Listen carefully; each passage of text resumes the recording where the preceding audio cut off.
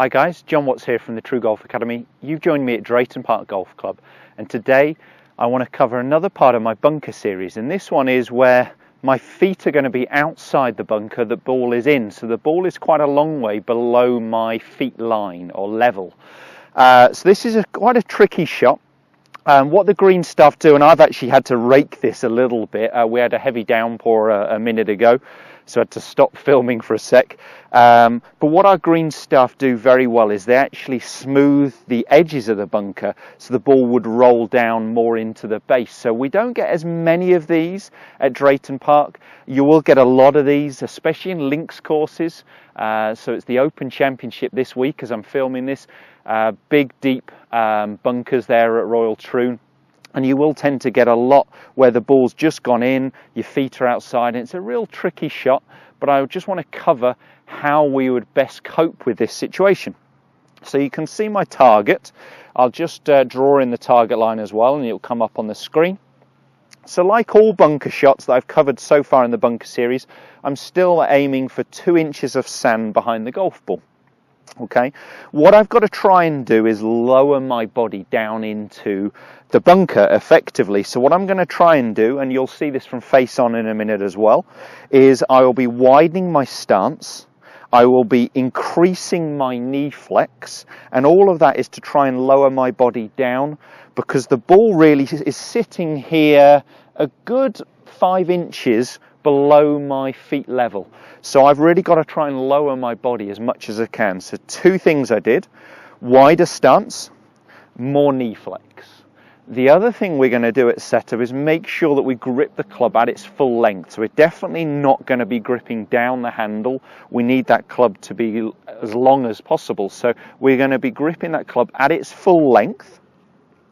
The club selection, I've got a 58 degree here with 10 degrees of bounce, which is what I really use for all my bunker shots, but I'll vary the loft and the bounce depending on how much I'm opening the club face. Some of you with sand wedges and lob wedges, the club that will be best will be depending on how much sand's in the bunker.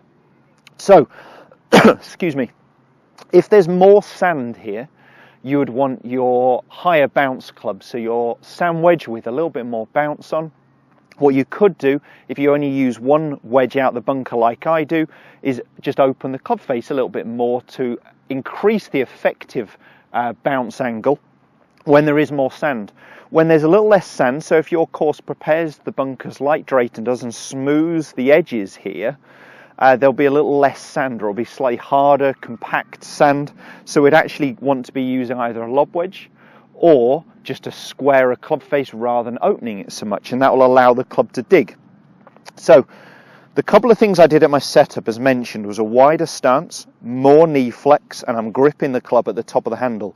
The only thing I'm really going to be thinking about in my swing is to try and maintain my levels.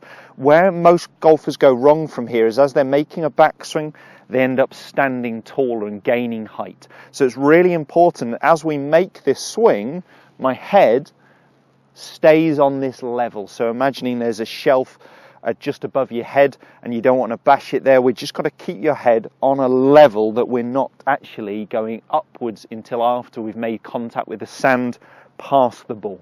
Okay, so it's really important to try and stay level. What you'll see with the guys at Royal Troon this week is they'll actually, because the ball will be way below their feet at times, what they'll have to do is almost roll onto the instep, and it does depend on your flexibility and any injuries here, but you'll see some of them even rolling onto the instep of their trail foot, for me my right foot, to try and get my knee closer to the ground level to really try and lower my body into the sand. So it does depend on how severe the situation is that you found yourself in.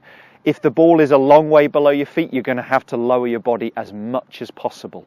If you really can't play that shot, maybe you're thinking about actually hitting out the wrong way from in the sand and playing the wrong direction, or to a safe lie where you can chip the ball onto the green.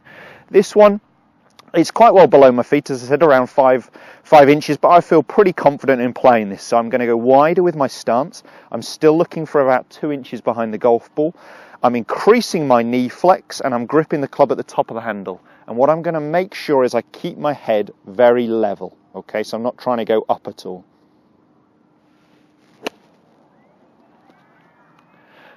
I'm pretty happy with that. So that's rolled up there to around 6 foot or so from the pin. I'll hit one more for you, and you'll see this from face on as well. What it will end up being is almost a bit more of a hands and arms action, because we're not really going to be using the body as much to keep your head very level.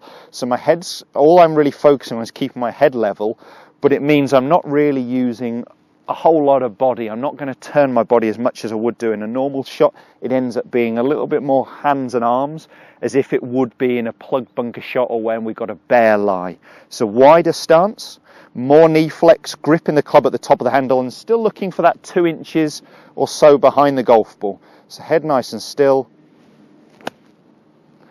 That one was probably an even better strike, a very similar shot actually. Couldn't have hit two more identical shots in terms of where they finish, and I'd be very happy with that on a 25-yard bunker shot to leave myself 6 foot. What I'll have done there very well is maintain my levels, maintain my height. I hope that video's helped. I hope that's cleared up what can be a really tricky situation for some guys. Make sure you do look at what the guys are doing at the Open Championship and any links golf courses, how they're coping with this, because they may even have it a little bit more extreme where they've really got to lower their body down to the level. If that video has helped, make sure you give us a thumbs up. Do subscribe to the channel. There's plenty of content now coming every Monday, Wednesday and Friday. And if bunkers is an area you need to focus on, I've done a big bunker series now covering all sorts of lies, from uphill, downhill, plugged, bare lies, long bunker shots. Please check them out and make sure you post any comments and questions below. Thanks, guys.